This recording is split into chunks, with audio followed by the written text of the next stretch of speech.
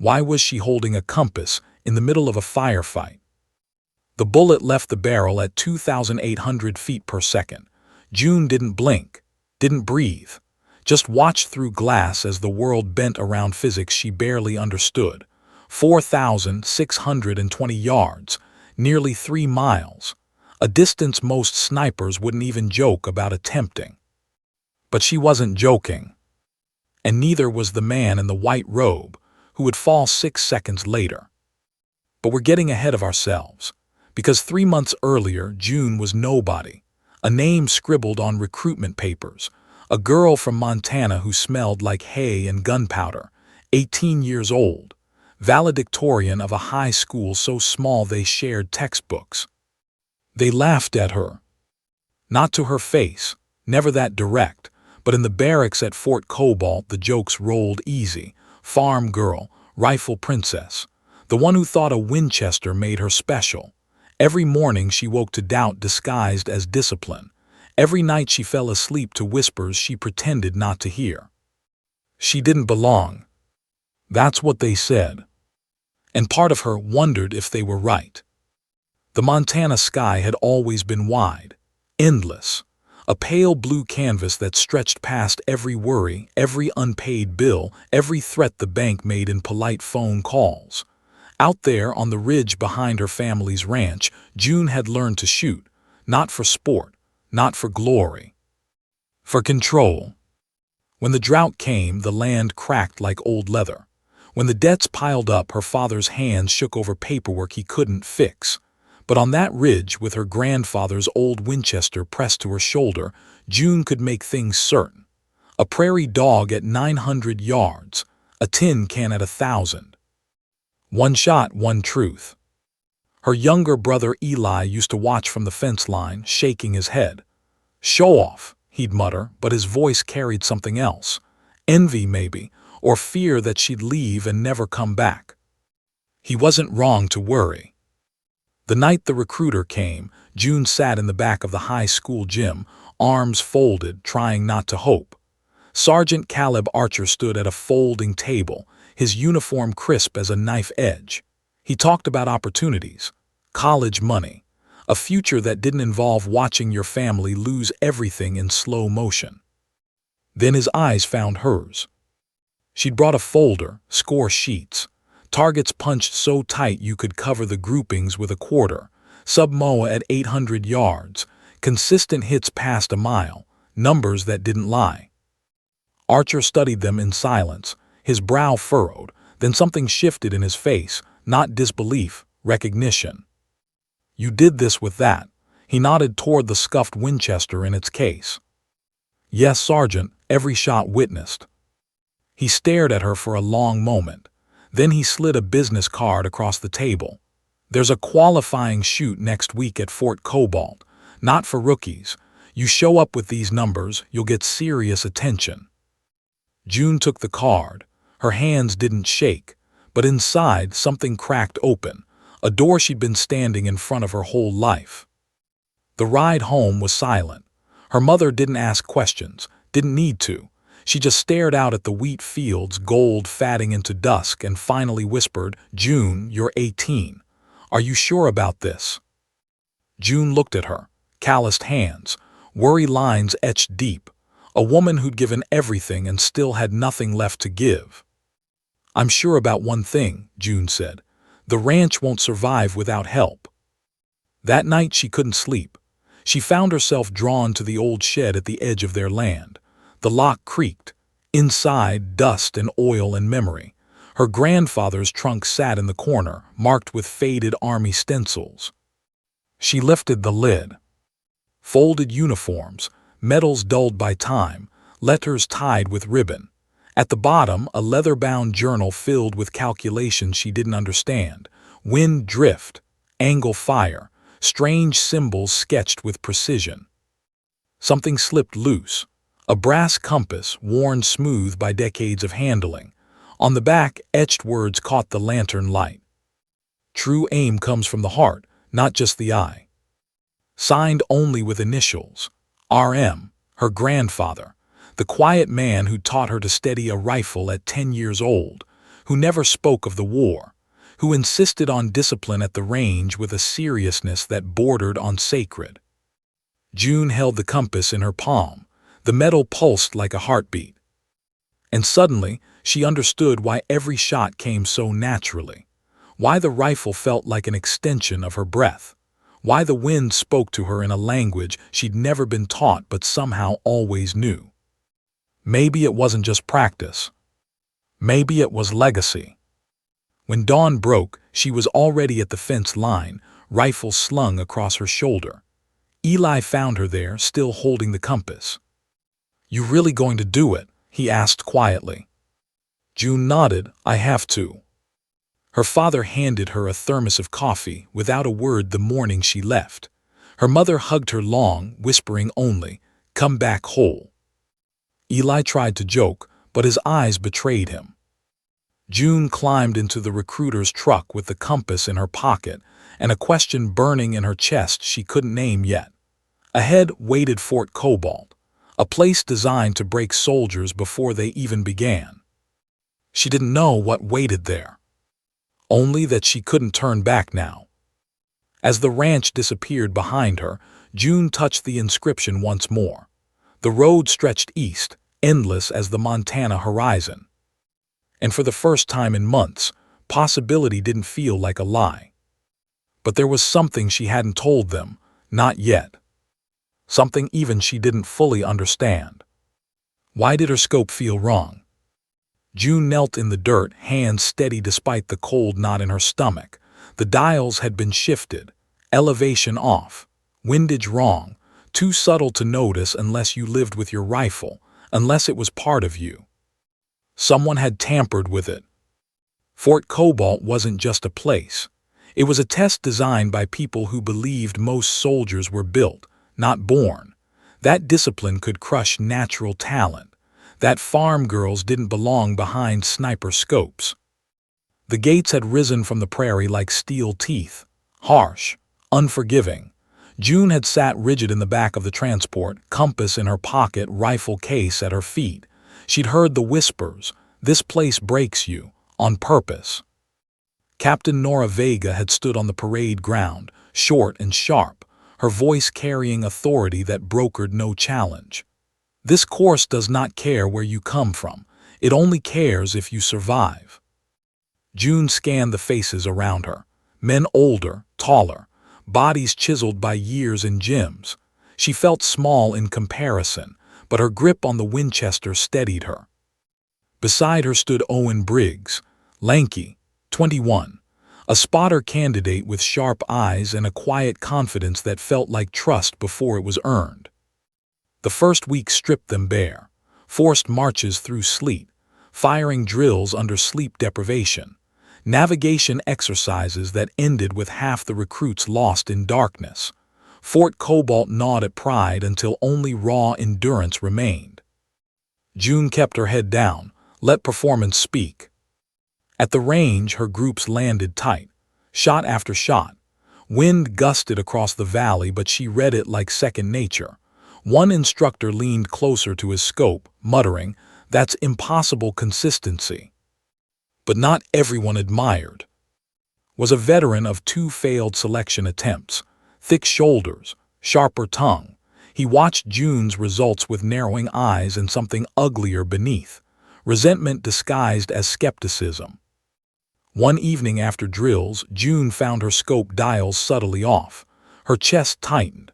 This wasn't an accident. The next morning's exercise confirmed it. Her first shot fell wide. The instructor's whistle sliced the air, but June adjusted manually, compensating by instinct. By the third target, she was back on center, her rhythm unbroken. Afterward, she went straight to Sergeant Archer. He listened in silence, checked the logs. Security footage told the rest, caught near the lockers after hours. Captain Vega confronted him in front of the platoon. "You sabotaged equipment in a live fire program. You're finished." Spat in the dirt, glaring at June as MPs led him away. "This isn't over. You don't belong here." His voice echoed in her chest long after he was gone. Because part of her still believed him. The next week pushed harder, high-angle shooting from cliff edges, target transitions with seconds between calls. Spotters shouted wind tiers, shooters adjusted in heartbeat rhythms. June and Owen were paired together. Their chemistry was immediate, natural. "Range 1100, Owen called, voice steady despite the gale. June shifted, reading dust swirls across the canyon, trigger break, steel plate rang. Again. Each impact struck faster than instructors could record. Vega lowered her binoculars, expression unreadable. "Briggs, stay after." When the field cleared, she walked up to them. "You two operate like you've been paired for years. That doesn't happen by accident." "It's trust, ma'am," Owen answered. "She sees what I miss. I call what she feels." Vega studied June, then handed over a sealed folder. "Inside are coordinates. Tomorrow you'll attempt a shot outside standard parameters. Fail and you remain ordinary candidates. Succeed." She didn't finish. The next dawn, June lay prone on the target shimmered far beyond what her Winchester had ever faced. 1,900 yards. Wind screamed cross valley, shifting layers like invisible rivers. Owen rattled figures, but June's mind overlaid them with instinct. She recalled journal, the strange formulas, the compass warm in her pocket. Her breath slowed, the world narrowed to reticle and horizon. She pressed the trigger. The delay stretched eternal. Then the steel plate danced in the distance. Instructors froze. Some swore aloud. No candidate had ever landed that shot at Fort Cobalt. June just had. Later, Archer approached quietly. "That wasn't luck, that was legacy." June didn't answer. She only turned the compass in her hand, the inscription hidden in her palm. She had crossed another threshold, one that few in the fort truly understood. By the end of the cycle, only 8 recruits remained from the original 24. Vega's voice cracked like a whip at graduation. "You are the ones who endured. You will be sent where failure isn't an option." Orders were read, names assigned. June's heart thudded when she heard hers tied to Owen Briggs and Staff Sergeant Rico Martinez. Their destination, Forward Operating Base Redwood, Afghanistan. Fort Cobalt had tried to break her. Instead, it had carved her sharper. The next test would not be steel plates on ridges. It would be men with rifles firing back. As she boarded the plane, June felt the compass press against her leg, a reminder of the line she had already crossed. Ahead lay combat. And combat would not forgive mistakes. But there was something else, something she couldn't shake, a feeling that the hardest shot she'd ever take wasn't behind her. It was waiting. Why was the village so quiet? June's scope swept the courtyard below. Children ran in the streets. Women drew water. Men fixed walls with worn tools. For a moment it looked like Montana mornings. Simple, ordinary. Then the shouting began. The plane had touched down hard on the airstrip, dust rising in choking clouds. June stepped off into heat that felt like an oven door opening. The mountains ringed the horizon, brown and jagged, holding secrets older than empires. A sergeant from the 101st Airborne greeted them with a grin lined by exhaustion, 3 deployment patches on his sleeve, eyes sharp with memory. "First time in country?" he asked June. She nodded. He gave a knowing smile. "You'll learn more about yourself here than you ever wanted." At the arrival tent, Staff Sergeant Rico Martinez found them. His uniform was stained with dust, his stance hard as stone. "Welcome to Redwood," he said, adjusting his pack. "Hydrate, we move in 30. The helicopter carried them over valleys carved like scars. Terraced farms clung to slopes. Villages looked peaceful, but every rooftop could hide a weapon. Martinez shouted over the engine. "Most people just want a farm, some want us gone. Your job is knowing the difference." Forward Operating Base Redwood wasn't large. Concrete barriers, razor wire. The smell of diesel hung heavy. 200 soldiers lived inside, stretched thin but disciplined. June's eyes studied angles, high ground, possible fire points. Old ranch habits made her see threats before comforts. Their quarters were shipping containers, cramped and hot. June took the bunk nearest the door. She wanted to be between danger and her team. Within an hour, they reported to the Tactical Operations Center. Major Helena Cross, commander of Redwood, briefed them with clipped authority. A digital map glowed with red markers. Increased enemy movement along supply lines, she explained. We believe caches are hidden near the village of. Your team will provide overwatch for Echo 2 as they investigate. June leaned closer to the map, tracing ridges, nodding. The ground was harsh, sparse cover, open valleys, perfect for ambushes. Perfect for a sniper's reach. She raised her hand.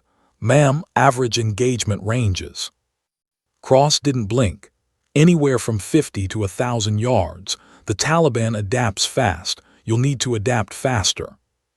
The next dawn came cold. They moved out with Echo 2, 12 paratroopers led by Lieutenant Holt, barely 24 but already hardened by a second deployment. Before stepping off, he met June's gaze. You're our insurance. If this goes bad, you end it from the ridge. The climb to Hill 471 took 3 hours. The slope bit into their legs, the air thin and dry. June's rifle weighed heavy, but her breathing stayed even. At the top, she laid prone, unpacking her M110. Owen set the spotting scope. Martinez checked comms. Through her scope, the village looked quiet. And that's when Owen stiffened. Movement, Eastern Ridge, 5 armed, distance 1,200. June shifted her aim, glass cutting the haze. Figures advanced with rifles slung tight. One carried a tube she recognized instantly. RPG. Her pulse slowed. Overwatch to Echo 2, Martinez radioed. Possible ambush. Ridge east. Recommend caution. But the moment the launcher rose, doubt ended. Permission to engage, June whispered. Martinez gave the word. She exhaled, crosshair steady, pressure smooth. The shot cracked, bullet flying over 3/4 of a mile in 2 seconds. Through the scope, she saw the man collapse, launcher tumbling from his grip. Target down, Owen confirmed. The fight erupted. The remaining fighters spotted her flash and opened fire, rounds snapping against rock. Echo 2 pulled villagers to cover, returning fire in bursts. Dust clouds rose, choking, blinding. June shifted angles, engaging targets one by one, 800 yards, 950, 1,400. Her world narrowed to math and instinct, one trigger pull at a time. For 20 brutal minutes, the firefight raged. When it ended, Echo 2 with no casualties. June's record, 3 confirmed kills. Her first in combat. That night silence sat heavy in her container. She cleaned her rifle, hands trembling. The faces of the dead burned behind her eyes. She pressed her palms together, staring at them as if answers might appear. Owen entered, sitting beside her. You saved lives today, he said quietly. June shook her head. I pulled the trigger. They're dead because of me. It never gets easier, he admitted. And it shouldn't. The day it does, you're done. Martinez arrived, coffee in hand, voice level but firm. Your decisions were sound. Your shots were precise. You did what was needed. He paused. But tell me, how are you carrying it?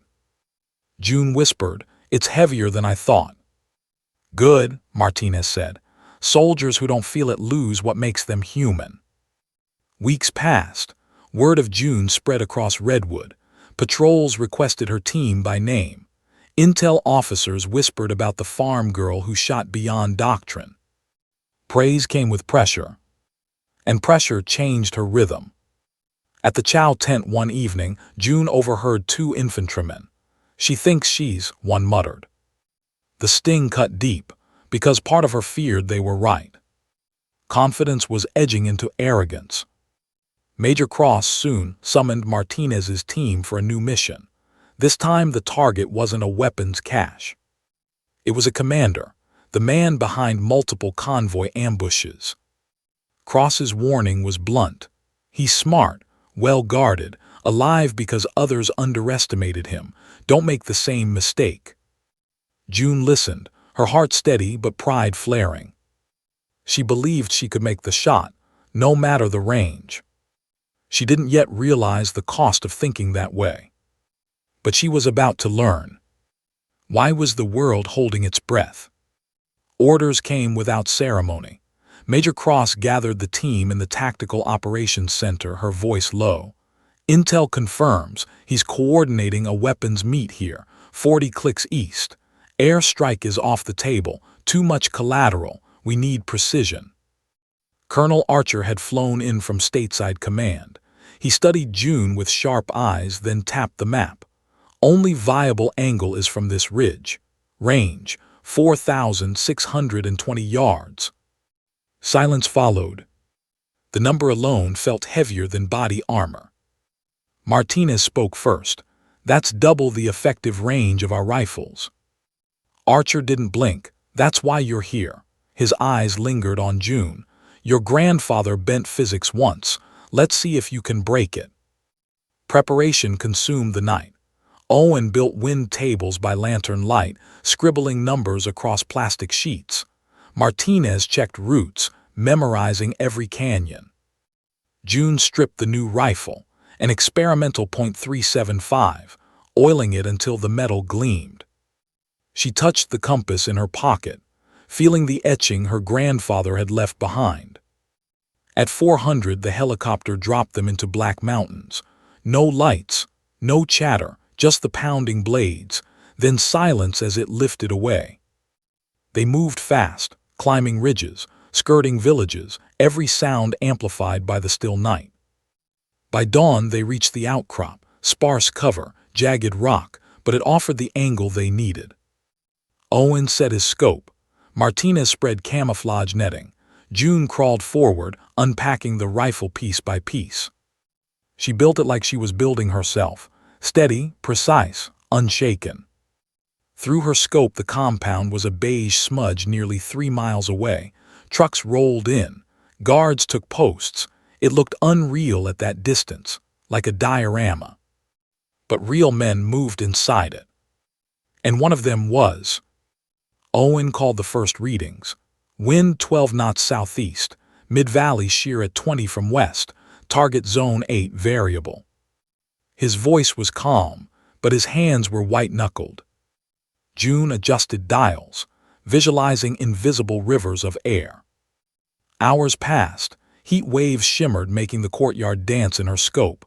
Fighters unloaded crates, weapons glinting. Still no sight of. Martinez's radio crackled with hushed updates from Redwood.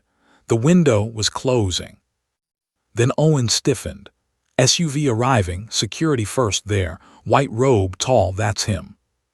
June locked her scope. The man stepped into the courtyard, gesturing, commanding. Her heart slowed to a crawl. Owen whispered the range, 4,620. Martinez breathed, your call. The world narrowed. She remembered Montana's snow drifting over fences, her grandfather's hand steady on her shoulder. There's a moment when everything aligns. The courtyard cleared just enough. The wind dropped to a steady push. June's lungs emptied halfway. Finger tightened. The rifle thundered. Recoil slammed her shoulder. She stayed locked to the glass. 1 second. 2. 3. Time stretched like wire. At 6, she saw him jerk. At 7, he collapsed. Chaos erupted. Guards scrambled. Vehicles revved. But did not rise. Target down. Owen's voice cracked. Martinez exhaled sharp. Confirmed packet, we're burned. They tore down the position, sliding off the ridge as shouts echoed across the valley. Dust trails of trucks cut toward their direction. Martinez drove them hard downhill, Owen checking behind every ridge. June carried the rifle like a newborn, heavy but untouchable. At the valley floor, two pickups roared onto the road ahead. Martinez cursed, dragging them into a dry creek bed. Fighters scanned the rocks above, rifles ready. The team froze, hearts pounding. Engines idled. Then miraculously the trucks pulled away, chasing ghosts elsewhere. When the helicopter finally thundered in, they were coated in dust, lungs burning. Martinez popped green smoke. The bird dipped, rotors whipping the air. They piled in, covering each other until the doors slammed shut. Inside the roar, no one spoke. June stared out the open hatch as the compound shrank to a speck. The shot still lived inside her bones, impossible yet undeniable. Back at Redwood, the debrief was clinical. Major Cross confirmed success. Colonel Archer's praise was brief. History won't record it, but those who need to know will. Commendations would be sealed, the range classified. Later, alone by the perimeter fence, June took out the compass. The last light of day caught its surface, words gleaming. True aim comes from the heart, not just the eye. For the first time, she truly understood. When leave came, she returned to Montana. The ranch field stretched golden under the sun, fences mended, debts eased. Family greeted her with relief, unaware of what she had carried back. In the barn, she opened her grandfather's footlocker once more. Inside, she placed a new token, a spent casing from the record shot. A bridge between generations, silent but eternal. That evening, a government sedan rolled up the driveway. An old colonel stepped out, his back still straight despite age. He handed her a small box. Inside lay a silver pin, a bow and arrow over crosshairs, laurel wreath around it. For the shot others deemed impossible, he said softly. Your grandfather left it in trust. He knew someone would rise. June closed her hand around it, the metal warm against her skin. She looked toward the horizon where mountains met sky. The war wasn't over, missions lay ahead. But she had crossed a line no one else had dared. The farm girl had become legend, though no book would ever print her name. And in her chest, steadier than breath, lived the truth her grandfather taught. Skill is nothing without purpose. Dignity doesn't shout, it simply aims, and when the moment aligns, it doesn't hesitate. It fires,